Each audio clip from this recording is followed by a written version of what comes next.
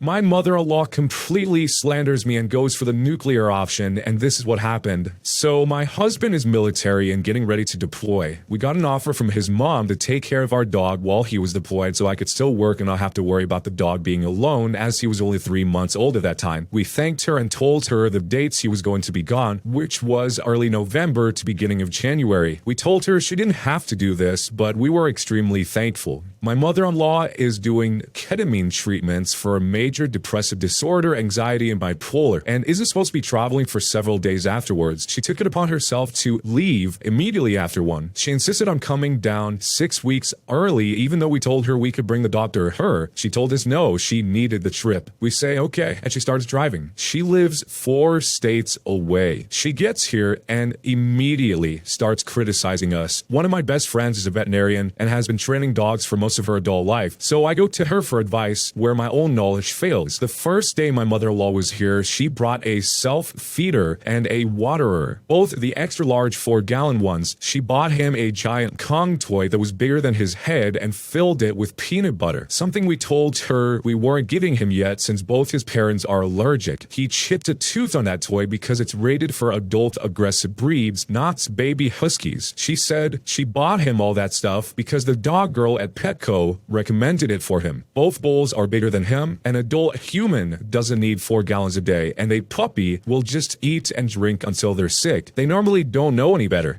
But regardless, she filled both while we were at work and gave him free reign of the house. Normally, we have the dog gates off so he doesn't destroy everything. She took everything down, gave him more than his weight in food and water. We came home to a torn-off house, pee, poop, and vomits everywhere. When we got home, we got berated for how we were treating him. She was rocking back and forth in the chair, literally crying about how we were abusing him and that he didn't have enough toys, food, or water, and that we should never crate train a dog. He has an entire toy box with a wide variety of toys, bowls appropriate for his size, and while we are crate training him, it's rated for his full size, not for his current size, so it's giant. He doesn't get left alone in there, and the door doesn't shut. He has a bed, toys, and a rawhide in there. I was mad, but I didn't want to be rude, so I excused myself politely and stepped out for some air. When my husband finally came outside after being yelled at, I told him I was no longer comfortable with her taking the dog and that we would work something else out. He agreed and asked them to go back to the hotel, and we could talk in the morning. Well, morning came.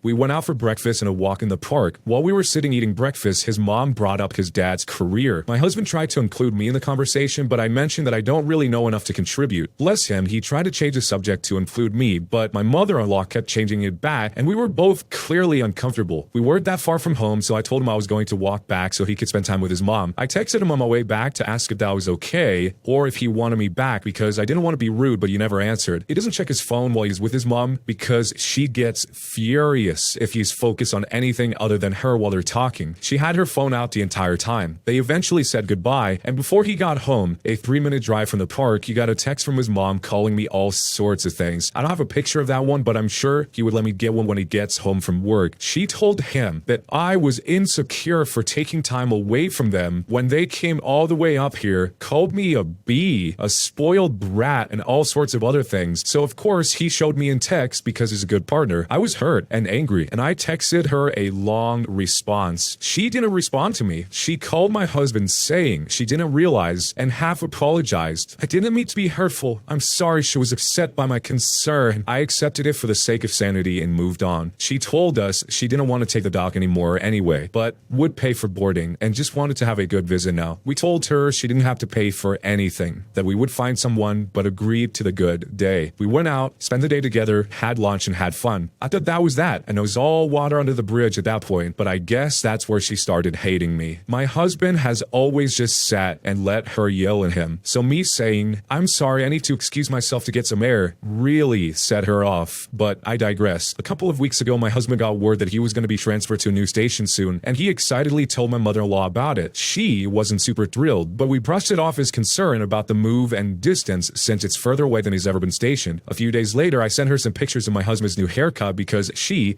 asked me to send her pictures of him. She just said, "Nice pic," and nothing else. So I called her and asked her if she felt okay, and she told me she was worried about the move, worried that I pressured him into a farther location away from her and that she would never get to see him. I told her I had nothing to do with the move and then I couldn't go that long without seeing my family anyway, so I promised we would visit. She again didn't say anything to me, but later called him about it. He reassured her that no one has any say in where the army sends him since his job is very specialized and there's only a couple of bases in the US where he can even work, that this is actually really good for his career and that he's very close to a promotion. She said, "Oh, I didn't realize," and dropped it. Frustrating, but whatever. This week, she changed her profile picture to one with my husband and his ex-wife with the caption, "Best day of my life." It's important to mention here that his ex did a lot of damage to him. She wailed on him regularly, once hard enough to wake him out of a dead sleep the first night back from a combat deployment because she found dirty videos on his browser history. She knew he watched, she just wanted to police the genres he watched. She put parental controls on the phone and demanded she go through it regularly. She threatened to harm herself and violence against him whenever she didn't get her way. After they separated, but before she moved out, she was mad that he wouldn't hand over his phone, and she punctured their couch 16 times before pushing him to the ground. He finally filed a police report that night. Now there's a restraining order against her that she's broken twice. She's also gotten a warrant for failure to appear for her weapons surrender court date. His entire family hates her. My mother-in-law has stated that she hates her, so when I saw that his mom changed her picture to that, I removed myself. I just didn't want to deal with the drama. A couple of days later, she reached out to my husband to ask why I had deleted her. The texts are pretty self-explanatory. This is what the text from his mom said. "Hey, so I went on Facebook this morning to see if OP had any family posts about her grandpa that I could share sympathy and condolences with, only to find out that I've been unfriended. I didn't think it happened during our visit, but I don't know what I did wrong this time." Sideways smile face. "Geez, is it that bad?" And the husband said, "Sorry, I actually wanted to talk to you about this today. She wants to be in an amicable relationship with you." So here's where I might be the jerk. I was furious that she would treat him like that. I watched her use him as an emotional punching bag for our entire relationship. Every time she's depressed, anxious, or had a problem with his brother, which is roughly twice a week, she calls him to unload on him. He never feels good after the phone calls. He's always on the verge of tears, and I've seen him have a full breakdown after being told he was a bad son for not being able to get his leave approved to come visit her enough. So I sent her this giant message laying out how she was treating us. This is what the message said.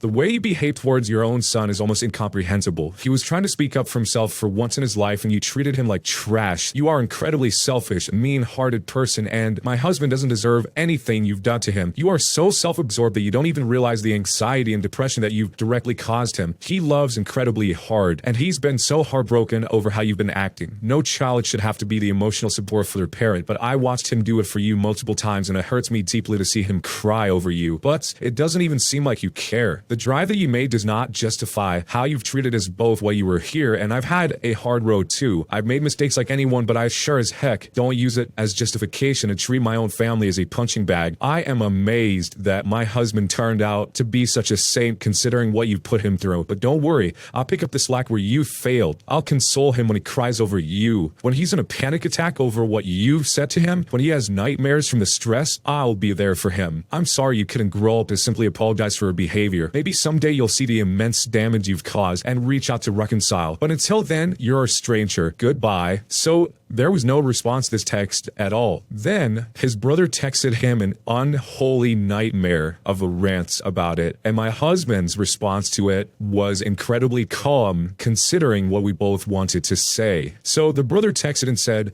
"Okay, I've tried to respect your privacy, but I can keep silent no longer. What the heck is going on in your head, dude? I am livid and sickened by everything that is going on with you and OP towards mom and the rest of us. You may not care, but we have been there for mom since she got back and she is not sleeping, having panic attacks, and throwing up all this stupid stuff that you're throwing in her face. This chick you are with now, that you are married to now, is a clone of your ex. She is pulling all the same childish nonsense. She is blocking all of us just for talking to you. I'm scared for you, brother, and confused by the fact that you're letting this stuff happen. You are her B, just like your ex. She says jump and you say how high. When mom came to see you, you pushed her away and treated her worse than dirt just cause that B said to. If If you had any kind of self-respect, you would have dumped her over that and actually spent time with mom and grandma when they drove 4 days to see you. If you have any respect for this family, put that B in her place and stop letting her tell you which direction the sky is. So at that point, my husband and I talked and decided that all of this was entirely too much drama, and we both blocked the whole family. But that's where we are now. I'm unbelievably thankful for my husband's support here, but I still needed to vent and let this all out. I know my response to her wasn't in great taste, and I'm not making excuses or anything, but I just snapped at that point. I really didn't care what she said to or about me, but treating him like dad just pushed me over the edge. Did we do the right thing here? Was blocking them the best course of action? How should we handle things going forward? My husband would like a good relationship with his dad, but holidays and reunions are going to be challenging. Does anyone have any advice on how to maneuver that? So there is an update to this, but the OP says, my husband had a conversation with his dad. His dad is trying to remain neutral, it seems, which honestly I respect. That being said, his reasoning for my mother-in-law acting the way that she was